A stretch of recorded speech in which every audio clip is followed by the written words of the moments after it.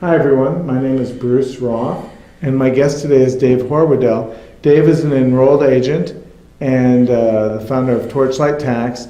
Dave, we talked in a previous video about your bookkeeping services and why someone might want to have a bookkeeper to avoid some of the penalties but are there some hidden costs to bookkeeping that we didn't talk about?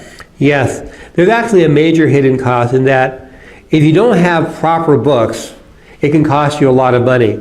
I've had people who they had a business rolling along and they have different products that they're selling, and they don't invest heavily in the one product which is losing money, and they don't know it, and they should never be selling that product at that price. But because their paperwork is done, they're not keeping good track of their accounts, they don't actually realize that that product they're selling, they're losing money on. And they can have another product that maybe would be very, very successful, they're making money on.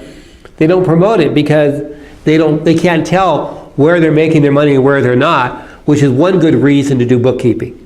Is to have an independent bookkeeper looking at your books to make sure that you're investing in the right areas of your business. So that you can see where your profits and your losses may be coming from. Right. And there's another aspect of this that I have a particular bug on or whatever. I had a guy come, the guy was making like hundreds of thousands of dollars a year.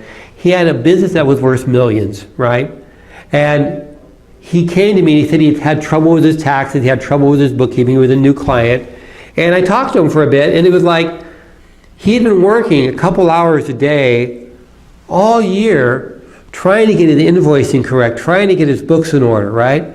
And so we took all of his books, and this guy's been working 2 hours a day for an entire year. That's 700 hours or something, right?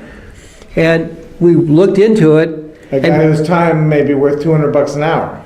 Easily. He was a good salesman. He had a good business.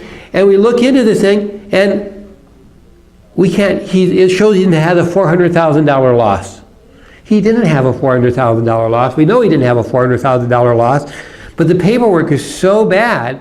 So he spent hundreds of hours getting unusable books, and he had a secretary.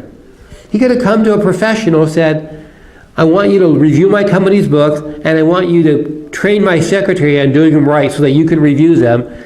And he could have spent 700 hours more working, making money.